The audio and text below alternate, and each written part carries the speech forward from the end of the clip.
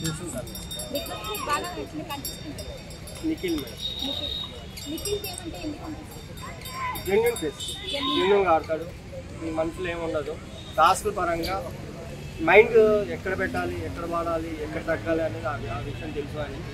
కాబట్టి కొంచెం పర్వాలేదు నిఖిల్ అనేది నేను అనుకుంటున్నాను. నిఖిల్ వాళ్ళు గ్రూప్ గేమ్ ఆడుతున్నారు కదా, దాని గురించి గ్రూప్ గేమ్ అనేది ఎప్పుడైతే వీళ్ళు వచ్చిన తర్వాత వాళ్ళకి కప్ ఎందుకు ఇవ్వాలి, ఆల్రెడీ వాళ్ళు 7 సీజన్లు వచ్చారు కదా, వాళ్ళు ఆల్రెడీ చూసి వచ్చారు. వాళ్ళు ఇంకా మనకనే తెలివిగా ఆడతారు. మైండ్ గేమ్ ఉంటుంది. వాళ్ళని అన్నీ తట్టుకొని రాగలగడమే ఈ బిగ్ బాస్ అనేది మీనింగ్. ఎవరికి వాళ్ళ ఇండివిజువల్ కంబైన్డ్గా ఆడితే దీనిలో నీ ఫేత్ నా ఫేత్ ఏం తెలియదు. గ్రూప్ గేమ్ ఆడే వాళ్ళకి కప్ రాదు కదా ఎవ్రీ సీజన్ గ్రూప్ గేమ్. ఈ సీజన్లోనే కదా గ్రూప్ గేమ్ అనేది పెట్టింది.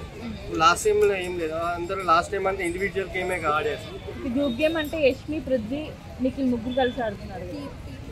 టీం పరంగా అంటే వాళ్ళు ముందు నుంచి సపోర్ట్ అండి. వాళ్ళు ఏంటంటే ఎవరు ఎలిమినేట్ అవుతున్నారు, ఎవరు ఎలిమినేట్ కావట్లేదు, వీళ్ళు ఈ మైండ్ సెట్లో ఉన్నారు, వాళ్ళ మైండ్ వీళ్ళకి సపోర్ట్ చేసుకున్నప్పుడు వాళ్ళు వీళ్ళకి సపోర్ట్ చేసుకోవడంలో తప్పు లేదు. నిఖిల్ వాళ్ళ మదర్ ఎందుకంటే ఆల్రెడీ వీళ్ళు ముందు వారాల నుంచి ఉంటున్నారు.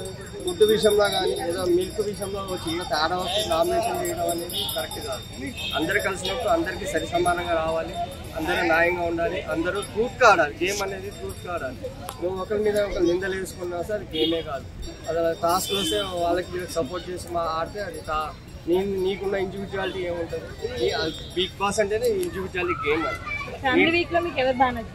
నిఖిల్ వాళ్ళ అందరూ కొంచెం హుషారుగా ఉంది, కొంచెం ప్లస్ మైనస్ చెప్పింది, బాగుంది.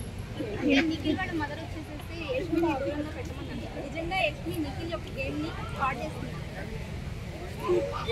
స్టార్ట్ చేస్తున్నాను కాదు, ఎందుకంటే ఇప్పుడు ఆమెకి సపోర్ట్ చేస్తే ఒకలాగా ఉంటుంది, ఆమెకు సపోర్ట్ చేయకపోతే ఇంకోలాగా ఉంటుంది. అలా ఉండకూడదు కదా. అది ప్లస్ మైనస్ అనేది తననే నిర్ణయించుకోవాలి. తనకు సపోర్ట్ ఉంటున్నారా, సపోర్ట్ ఉండట్లేదా అని. గేమ్ల పరంగా అయితే అందరికి హెల్ప్ఫుల్గా ఉంటారు, అందరికీ షేర్ చేసుకుంటారు. షేరింగ్ అనేది ఇంపార్టెంట్. దాన్ని మనం మీనింగ్గా చేసుకోవడం అనేది కరెక్ట్ కాదు.